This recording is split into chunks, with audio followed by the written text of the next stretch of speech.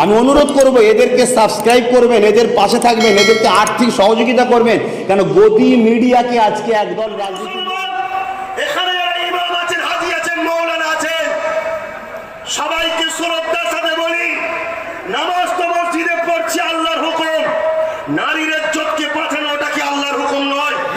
100টা মেয়ে যদি পেটের জ্বালায় দেহ বিক্রি করে, তার মধ্যে 60 থেকে 70টা আছে মুসলমান মেয়ে। লজ্জা! এইরকম আলেম উলামা পীর সাহেব, হাজি সাহেব, নামাজি রকম ভিক্ষা জানায়, তারা তার ঘরের মেয়েগুলোকে বাঁচাতে পারে না। অথচ আসুন একটা বার আমার সাথ দেন, ওসব সম্পত্তির 22,000 কোটি টাকা আছে, ওই টাকা যদি আমার কওমের মেয়েদেরকে দেওয়া হয়, আমার কওমকে দেওয়া হয়, একটা কাউকে এই বাংলা জমিনে পেটের জ্বালায় দেহ বিক্রি করতে হবে না। ঠিক না বেঠে? এই কাজ করবো না বন্ধ করবো? কিন্তু এই কাজ করতে গেলে তো বাধা আসবে, বাধা আসবে, জেল খাটতে হতে পারে, মিথ্যা মামলায়। এই বুঝছেন না? বলেন না পারবেন?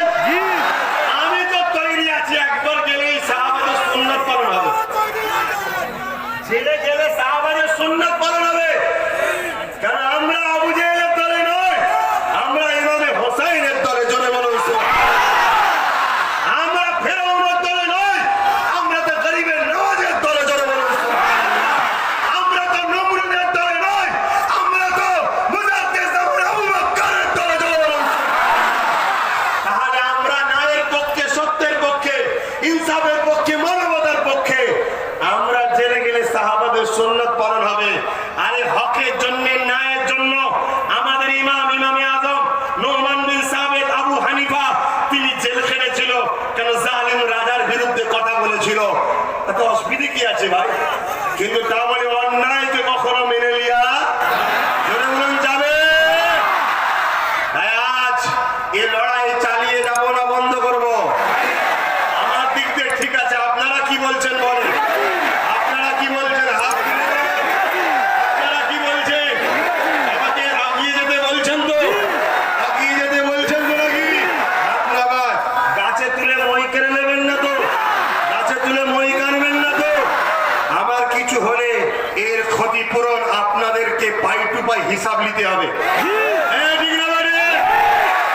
দ্বিতীয় নম্বর কথা, ঠিক দিনে ঠিক সময়ে আমার কথাই 2021-এ ভোট দিতে হবে। রাজি আছে? রাজি আছে? কত সুন্দর অফার দিয়েছিলাম, কত সুন্দর অফার দিয়েছিলাম যে 44 জায়গা ছেড়ে দেন, বাকি জায়গায় আপনি প্রার্থী দেন। দিয়েছিলাম না দিইনি?